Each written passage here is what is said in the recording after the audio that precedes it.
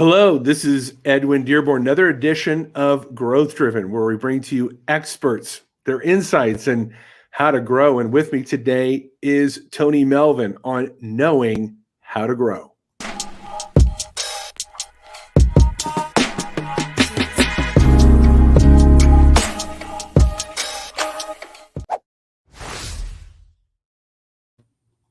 Hey, this is Edwin Dearborn, another edition of Growth Driven. And today with me, please welcome author Tony Melvin. Thanks, Tony. Hey, great to be here. Thanks for having me. Yeah. So we got to chat a little bit before we started this edition of Growth Driven. And you were telling me about an app, which we'll get into in a second. But this topic, which is obviously very important to my subject, Growth Driven, is knowing how to grow.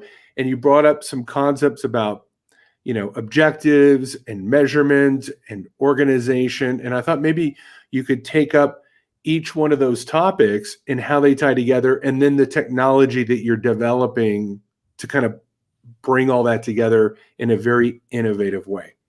Sure, absolutely. I think one of the key things businesses do or can almost fall into a trap of doing is doing lots of plans, but not necessarily really achieving those plans. You may have, especially this time of year, people sit down and go, okay, what are we going to achieve for 2021? Mm-hmm. And they might have lots of ideas, lots of plans, but then you get into the sort of the daily grind. And, 6 months into the year, you haven't really achieved what you set out to achieve, or you're not even halfway there. And one of the problems of doing that is not setting a clear objective and having a tool to measure your progress to the objective. And that's one of the key things that we help businesses do and business owners do, is really identify what's your objective and how are you going to measure your progress to that. And really that progress should be measured at least, so probably at the outset would be, say, every quarter. We set our quarterly targets.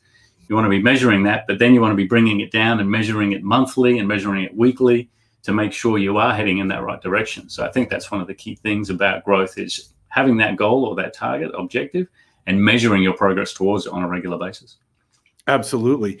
And I think, you brought up something very timely, which is at the beginning of the year, there seems to be this spirit of, okay, this is our year and we're going to finally do it. And, it's almost like we get a fresh start, but then our old habits kick in a few weeks later. And what this does is, when you have objectives and measurement, you're holding yourself accountable through discipline. Yeah, that's right. And it's not just you, if you've got a big team, it's impossible for one individual to build a massive organization. So when you've got a team, if you're the guy at the top, or the woman at the top, the person at the top responsible, you're the one that sets the objectives, and you want your entire team to be aligned and all following those objectives. And that's what our online app is able to do. Envisage is, when you put objectives in place, you as the CEO or the founder, you may set 3 or 4 key objectives for the quarter. And then the rest of the team have to plan out what are their objectives, what are they going to do that's going to contribute to those big ones. And if you're doing it right and you're measuring the results towards that, you can see where you are, what your progress is towards those objectives every single day. And the whole team gets behind it and everybody knows what they're doing. And that alignment power is unbelievable of what it does to people. They enjoy coming to work, they get excited, they know when there's deadlines in place that they've got to try and get that result up. It becomes becomes a game, really. When you're in business, it becomes a lot more enjoyable. I agree. Business is a game when you know what to do and how to do it. Yeah, that's exactly right. And we get a lot of feedback from clients that they're excited about that.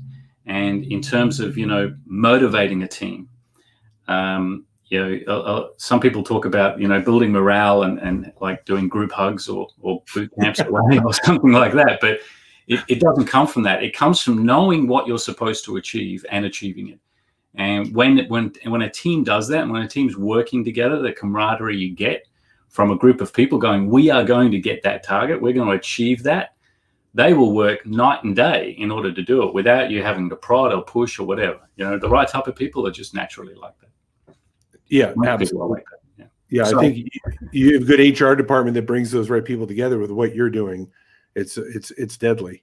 Yeah, absolutely. It's a powerhouse. And we see that a lot. And, a lot of our clients, even during this whole COVID thing and lockdowns and everything else, majority of our clients have expanded. They've continued to expand.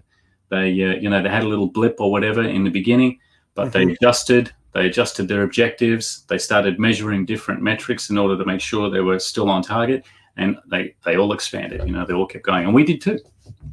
That's great. So how do you interact with a business, and what exactly do you do for them? Well, we're not consultants or anything. We simply have an online system that enables people to implement these sort of concepts, if you like, by setting objectives, monitoring your key results of those objectives, which is commonly called OKRs, monitoring just general statistics of the organization. So every single individual should have at least 1 or 2 statistics where they're monitoring their actual production of what they get done during the day. And it's all built around an organizing chart where you can then put everybody in their right place in the organization so people know and can remain coordinated. So we onboard our clients to implement those things. But majority of our clients that are doing it or using the app on an ongoing basis and a daily basis, they already have that idea, or especially the owner of the business or the CEO already knows they need to measure, they need to set objectives, they need to get their team to be working towards these objectives and have ownership of those objectives on a daily or weekly basis, and they need to be organized. And so we don't have to convince them of that, if that makes sense. They already know that, and we just provide the tool for them to be able to coordinate all those things and basically manage growth. Okay, great. Are there any particular industries or niches in business that you tend to gravitate towards, or maybe gravitate towards you? That's an interesting question, because we initially thought, being an online app, you tend to sort of, be familiar with other techie companies and things, but we've actually got all types of companies. We've got some big online companies that do online training. We've got property companies, title property companies. We've even got, physical therapists, chiropractors. It's like a whole range of different businesses, and they've all had their own individual challenges over the last, 12 months, particularly last year. Yep. Yet they've embraced that concept of, okay, let's set an objective, let's measure our progress towards that, and let's work as a team in order to achieve that. And it's quite common that they all have a transparency in their business where their whole team knows what's going on. And I think that's a key element of growth. You can't push growth from the top and sort of keep everybody in the dark. You can only achieve that by everyone understanding what's needed. And I mean, if you're down and income's down and sales are down, people need to know that. And when it's a transparent system, they naturally will go, oh, you know what, we got to get this up. We've got to do something. We've got to work on our objectives, get more leads, get whatever it might be in the sales approach, of course. But they're all a part of that, and so they push to achieve it. That's great. I think you bring up a good point, which is transparency allows people to almost take responsibility for something that they see as a non-ideal. They're like, wait, this is not good. We need to do something about it. Yeah, absolutely. And in fact, that's another feature of our app, which we don't necessarily promote as a core feature, but it's an important one. And that is, you have the ability, because if you've got OKRs and all these things, the app provides the ability for everyone in the organization to report on non-optimum conduct or non-optimum situations, both with individuals, individuals in the business, or just systems and general processes, as well as optimum things or things that have been achieved that are really good. So that in itself is a transparent system as well, where people are going, oh, you know what, Joe, he turned up late today, and we're down on our objective. He can't be doing that. Or on the positive side, it's like, Joe stayed late last night, and he really worked hard to actually achieve the objective this month.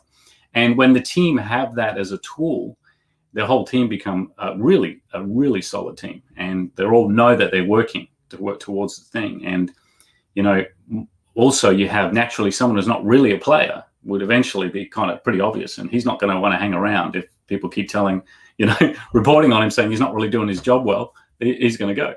So that's another key aspect of it. That's great. And what is the name of your app? It's called Envisage. So the website is envisage.io. So that's ENVISAGE. When you envisage the future as the concept, .io. So people can go and check it out there. Okay, let me type that in here. Envisage, that's with a ENVISA. Yep, GE, yeah, .io. I'm going to put it here across the bottom. Tell me if I spelled it right, and I'm going to show it. Yeah, that's it. Great. So if you're listening to this as a podcast, it's ENVISAGE.io. And obviously, if you're watching this right now or later on in YouTube, you can visit this website, and I'm sure that there's contact information there, right, Tony? Yeah, that's right. People can check out the app. We have a 14-day, they can play around. We also have a demo account they can play around with and so on. So, but it is an app. It works for small business, so it starts at $20 a month if you're a small one-man business. But then it grows with depending on how big you are. Yeah, number of people that access the application. Well, actually, one of the things we did there, Edwin, is we don't charge per user, and it's quite an interesting concept from the online base. And again, it aligns with our concept of growing and knowing how to grow. We find that if you you put an app out there and you go, okay, everyone needs to be on this app in order for this to work for your business, but you've got to charge per user, you immediately hit this barrier of like, well, do I really have to pay an extra $20 or $50 or whatever it is per user, and it creates that barrier. What we did is we changed the concept entirely and said, you know what, this is a usage-based system. So you can add your whole team. You got 100 people, 1,000 people, you can add your whole team, and it'll still be $20 a month, but it comes down to what are you using. So if the more objectives or graphs or stats that you track, that's when the price goes up. Okay, and it's only $1. Yeah. So it's more of like how much functionality they're yeah, exactly. And so it grows with you rather than you being hindered in the beginning. And also you want to play around with it and go, is this going to work for us? You don't want to commit to a big expense initially. That's great.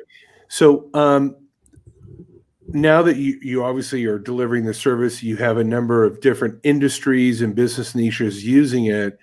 What's kind of your objective as a company? Like, is it an amount? Is it, we're going to achieve, 10,000 subscribers, 80,000?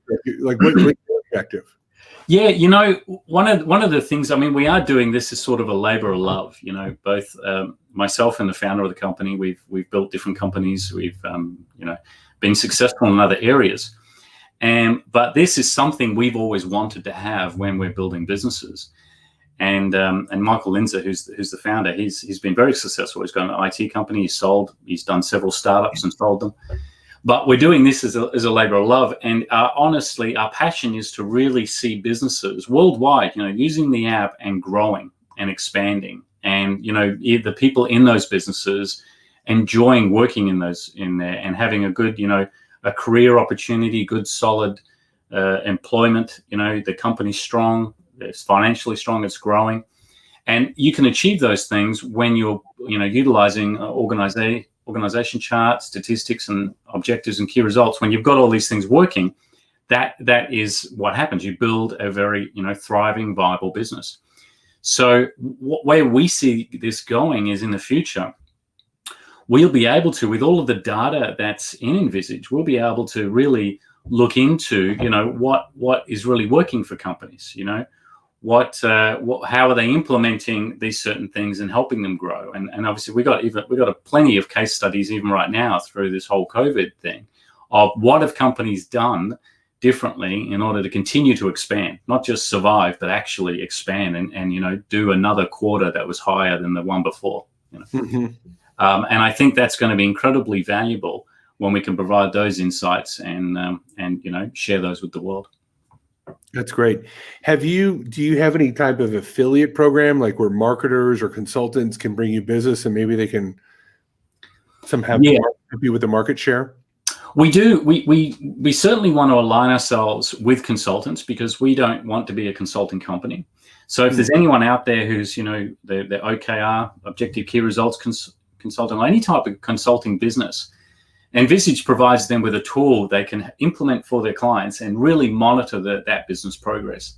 So yeah, we very much want to align ourselves with consultants, and we have a certification program we're working on where consultants can become certified in Envisage, and then they can do the whole onboarding process for their clients and ultimately charge for that, and increase their fees, as consultants by adding their fee base, including Envisage, it's a monthly fee in that. We're very flexible in that sense. We tried a little sort of referral fee process, but it's like $20 to begin with. It's not Yeah, right. not that exciting, So what it really works in that space where we help the consultant implement it for their clients, and the consultant is able to then offer a better service and charge for that. Yeah, I think another just an idea that I'll share with you, just kind of had it. Something you said that is it's almost like if you consulted the consultants of how to use Envisage for themselves, it's almost like, exactly. You know what I mean? Like they become the walking billboard, and you could have conferences to help consultants. And then as a result, they go out and become your ambassadors simply because they've been so empowered themselves. I mean, yeah, that's exactly right. In fact, we've done that with a few consultants. We've made them shine. We've made them look really good. They might not be tech savvy or whatever, so they get stuck in certain points. We show them how to solve the problem, or we solve the problem for them, and they go back to the client and go, hey, yeah, we fixed this, and they're like, oh, you're amazing, So it's that's certainly our goal, is to empower coaches and consultants as well worldwide. That's great. Okay, so tell me, when you bring on someone or someone starts to adopt your technology, what are the common barriers and subsequent aha moments that you have found to be prevalent within your technology? It really depends where the business is at. Some businesses come on board, and let's say they've never really organized themselves that well. So when it comes to, say, building out the org chart, and they want to know, where do people sit in this organization? If they've never been through that process, that produces a lot of aha moments, especially in a business where, say, if it's a sort of small business under 100 employees, the owner, starts to see himself scattered all over this organizing chart. He's like, like, wow, I'm there, I'm in finance, I'm in sales over here, and I'll do this, and he starts to go, no wonder I'm exhausted, So that's a common aha moment when people are doing that aspect. If someone's already been through that process and they come to us, let's say, we had a physical therapist group. I think they've got about 4 different locations, and so he's a very well organized gentleman, very successful. And he had his org chart all ready to go, so we just put that in the system for him. We added all of his staff in there, and he was raring to go. He was like, had everything going, and then we started planning out the objectives and key results, and saying, okay, what are you going to achieve this coming quarter? Let's put him in the system. And when we did that, and then he got his team on board, he just fell in love with it. He was so excited that he could immediately see halfway through the quarter, he could click on a button and he could see his entire progress for that month and know, or that quarter should say, and know he was on track. And he could drill down to some of the people that were lagging a bit behind and go, okay, what's happening in this area? Because he's got 4 different offices. You can imagine, that he's going, what's happening over in Blah office. Now you can look, So he loved that. And they are like objective fanatics now. And for them, that was the key thing that really got them excited. That's awesome. And when they start to adapt the technology, are they kind of given some parameters or directions of areas that they could write objectives for, or is it just sort of up to their own creativity? Do you kind of provide kind of a map? Yeah, what we try and do, learning any new system, any new app, and I'm sure businesses these days, people have been through it, and the last thing you want to do is introduce a new app to your team or change an app and confuse everybody. So one of the things that we do as part of our onboarding process is we get the app up and running so that everybody can use it with ease. So that means we add all of their historical data. We build the org chart for them. If they've got an existing one, we put that in there. We add all their members. We set up all the permissions. We do all of that because someone who's not familiar with the app doing that could take quite a while, right? So we get them up. Yeah, yeah, that's right. You need a lot of coffee and work a few late nights to be able to pull it all off. But of course, we know we've got a team; we can do it for you pretty quickly. So we get them up and running where everybody can log in and actually start using it, because that's ultimately what's going to help your business grow, not just learning the app. So that's our first step. And so we let people then use it and become familiar with it. And then we plan a few onboarding sessions, after 2 weeks or a month, whatever it might be, to then go, okay, let's look at this feature. If we're talking objectives as an example, what do you want to achieve in the next quarter? And we just ask that question. When we do it online like this with our clients, and they go, well, we want to do 10 million in sales or whatever it might be. And we go, good. We just type it in, and we show them how to do it. And then once they see it and they start seeing the progress towards it, they then take over. And I had one client where we did one of those onboarding sessions, and then I logged back in because they had a question on something, and we literally went from like 3 objectives we put in there. It was like about 100. They'd gotten the whole team to put their objectives in, had a whole session on it, and they were just running with it. It was quite exciting to see. That's awesome. It's funny that we're talking about this topic. As a virtual chief marketing officer, one of my client/partnerships was over the weekend here in Vegas. Oh yeah. And we went out for the day, and it was funny as we were drawing up the strategy, it was, what are your goals and objectives? And it was just one of those, well, we want to make a lot of money. Yeah. I'm like, well, of course you do. I mean, that's a given. I mean, you're in business, but what specifically? And as we started to put pen to paper, it was sort of like you could just see the confusion, and the generalities blow off when I kept pressing the point of, what are your goals and how are we going to achieve them? Yeah. The mind was already kind of like sparks were flying and things were breaking, and aha moments were being had. What I like about the fact that you have this on an app is now it's systematized. Yeah.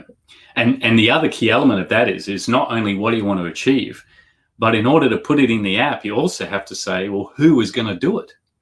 Right. You can't hit save, right? You can't say save. And then the other thing is, how are we going to measure it? So those 3 elements need to be there. Is like, well, what are we going to achieve? Who's going to do it? And how are we going to measure this? And you can't create an objective unless you have all that information in there. So that in itself leads to those, those aha moments. What's that? Sorry? Yeah. I said, what people do instead of that have the exact who, where, how, when. What they have is they have these long-winded meetings, and they talk about how we need to do these things. Yeah, that's right. Yeah. And we've had clients talk about how they need less meetings now because they know everyone knows what they're doing. It's pretty cool. Yeah, I could just see that as a whole marketing line. Less meetings, more production. Yeah, that's right. Yeah. I think that would be a value angle. Oh, we can have less meetings. I'm interested. Yeah, you're right. Actually, that is a good button. Yeah, it's like death by meeting. Okay, so now you've got this envisage.io, which I'll feature again down here. What plans do you have? Any things that you're going to add on to it in the future, or any upsells? I know I'm using salesman talk here, but do you have any other additional products or services that you plan on coming out to kind of add to what you already have? Yeah, we've had a very definite plan from the beginning of what we want the app to do. And we are now working on the final, probably biggest element, or the final big feature of Envisage, which will add to the objectives, the stats, and the org chart. And we're calling that knowledge. And this is a place where businesses can write up their company policies, procedures, technical information about their industry, and they store it all in the app. And because you've got it, it's all centered around the org chart, then the company's documents, which we're simply calling knowledge, can be assigned to individuals in their business that need to read it. If it gets updated or changed, they'll be messaged again, hey, you got to read this little section, it's just changed, And really, that's the final element of growth, of managing growth and continue to expand and be profitable, is making sure everyone understands the company policies and procedures. So that'll be included. That's awesome. So when you get people using this, what are you finding to be the policies that are lacking the most? Like where are the weak spots that you see most often in companies? Well, we're currently building that knowledge aspect, so we're yet to see exactly how that rolls out with our businesses. But I do know from experience, to answer your question, that anything that the owner is really successful at, in terms of that person who started the business, or the people who started the business, they were really successful at doing things, which is why the company grew. Mm-hmm. Those successful actions, those things that those people did, rarely get copied and passed down to the rest of the team. They rarely get captured in a way where everybody can use them. And that's probably the biggest missing thing.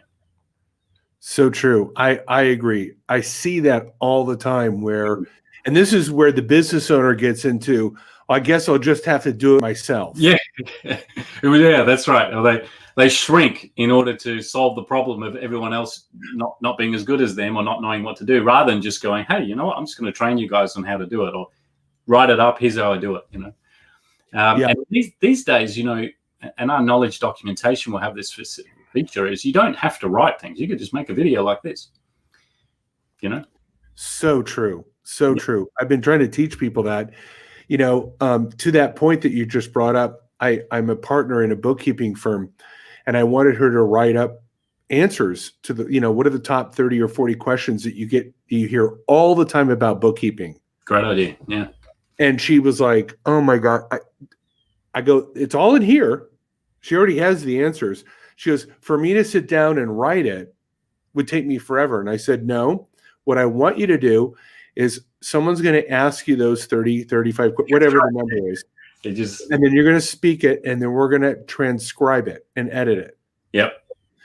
Within 2 hours, she spoke 10,000 words and the answers to all 35 questions. Nice. That's beautiful. Yeah. I mean, in today's modern IT world, that's the way you do it. I know I was a partner in a property inspection business. This is back in Australia. I'm based in the USA now, but when I was back in Australia, we had the guy who started the business. He was like, how do I teach people we were franchising. How do I teach these franchisees how to do these property inspections? And these were, the inspections you get done when you want to buy a house, right? So it all gets thoroughly checked out. And we just came up with the idea. He got a hard hat. We stuck a camera on it, and he just walked around and talked during the whole inspection. And he did about 4 or 5 like that. And we just obviously copied the videos. We put them online in our training system, and that was the training for the inspectors. It was as simple as that. It's a brilliant idea. Just stick a camera to the owner's head and have them film the conversations. That's right. And he just walked around. I said, just talk out loud while you're doing what you're doing. And he was like, okay. And he goes, well, I'm here in the bedroom, and I got to check this and I got to check that, and that was it. And we did 4 or 5 like that, and that became the training. Yeah, it's a brilliant idea. Or, with a bigger company, what I've seen, Gary Vee to me is a great example, is he has a full-time videographer follow him, document, and then that content gets sent to the content team, who turns it into blog posts, policies, memes. Content machine, that guy. It's a content machine. Yeah, totally.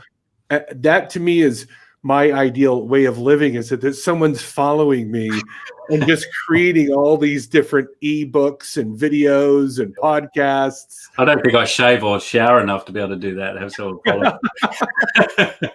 Yeah. Well, one can dream. Yeah. Great. So, other than what you've told me so far, what are some of the plans for the future or immediate future here in 2021? Well, we got some big things. As I mentioned, we got the knowledge system, which we're rolling out. That's getting built right now. The developers are working hard on that. We're also we'll be releasing our app, on iPhone and Android download app. At the moment, it's purely website based. It does have the ability for people to go and use it from a device, but its full features aren't necessarily available in that way. because majority of our users do obviously use it on the desktop. So we've got those coming out. Okay. Because we would have, wrapped up the full suite of features we're doing. So then we'll roll out those apps. So that's something exciting that's going to be happening this year. And then we're just going to keep doing what we're doing and helping companies grow. That's awesome.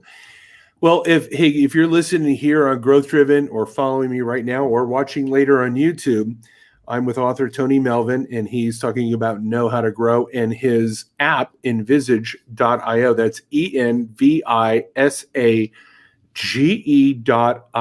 Check it out. He's got great pricing, and I think it would add a lot of value. If you're looking to organize, document your successful actions, hold your teams accountable, hold yourself accountable, this is definitely a technology that I think would benefit all of us. Hey, Tony, thank you so much for being a guest here on Growth Driven. I hope that we've added value to the audience, which I know you have definitely. And maybe in 6 months or so, we can have you back on and you can kind of tell us some success stories, some case studies, maybe some new developments within your company in terms of, features, capabilities, the app, etc. I'd love to do that. And it's been a pleasure being here. Thanks, Evan. All right. Well, hey, if you've been joining us here on Growth Driven, believe me, I completely appreciate the fact that you're listening, that you're consuming this content. My audience is the most important thing to me outside of my family. And I did this show back last year to add value to your business, to help you grow. Last year was a tough year, and it really became my purpose through Growth Driven to give you the tools and the insights from these leaders to help you have your best business ever. Because, as the saying says, we're all in this together. But when it comes to business, it's definitely true. We have to support each other, and that is the purpose of Growth Driven. So once again, thank you. Please share these videos and podcasts. It means a lot to me, and we will talk to you again soon. Tony, once again, thank you. Thank you, Ed.